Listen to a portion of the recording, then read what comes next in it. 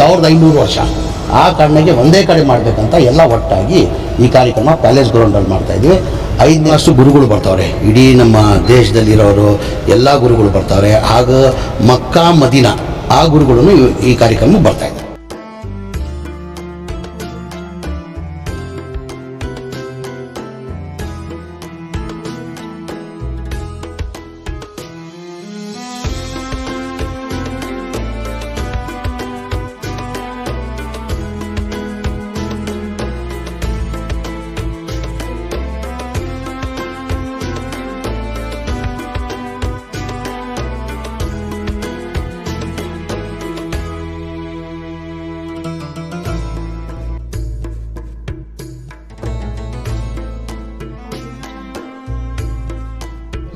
ಇಲ್ಲ, ಪ್ರತಿ ವರ್ಷ ಜಶ್ನೆ ಮಿಲಾದುನ್ ನಬಿ ಇಡೀ ರಾಜ್ಯದಲ್ಲಿ ಮಾಡ್ತಾ, ಇಡೀ ದೇಶದಲ್ಲಿ ಮಾಡ್ತಾಯಿದ್ರೆ.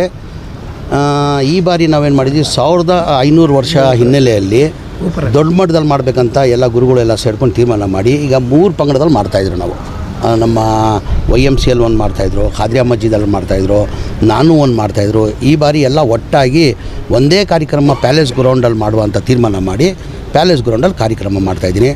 ಭಾಳಷ್ಟು ಗುರುಗಳು ಬರ್ತಾವ್ರೆ, ಇಡೀ ನಮ್ಮ ದೇಶದಲ್ಲಿರೋರು ಎಲ್ಲ ಗುರುಗಳು ಬರ್ತಾವ್ರೆ. ಆಗ ಮಕ್ಕಾ ಮದೀನಾ ಆ ಗುರುಗಳು ಈ ಕಾರ್ಯಕ್ರಮಕ್ಕೆ ಬರ್ತಾಯಿದ್ದಾರೆ. ಎಷ್ಟು ಜನ ಸೇರಿ? ಕನಿಷ್ಠ ಒಂದು 3 ರಿಂದ 4 ಲಕ್ಷ ಜನ ಸೇರ್ಬೋದು ಅಂತ ನಿರೀಕ್ಷೆ. ವಾಲಂಟ್ರಿ ಅವ್ರು ಬರಬೇಕು, ಯಾರಿಗೂ ನಾವು ವೆಹಿಕಲ್ ವ್ಯವಸ್ಥೆ ಮಾಡ್ತಾಯಿಲ್ಲ, ಏನೇನು ವ್ಯವಸ್ಥೆ ಮಾಡ್ತಾಯಿಲ್ಲ.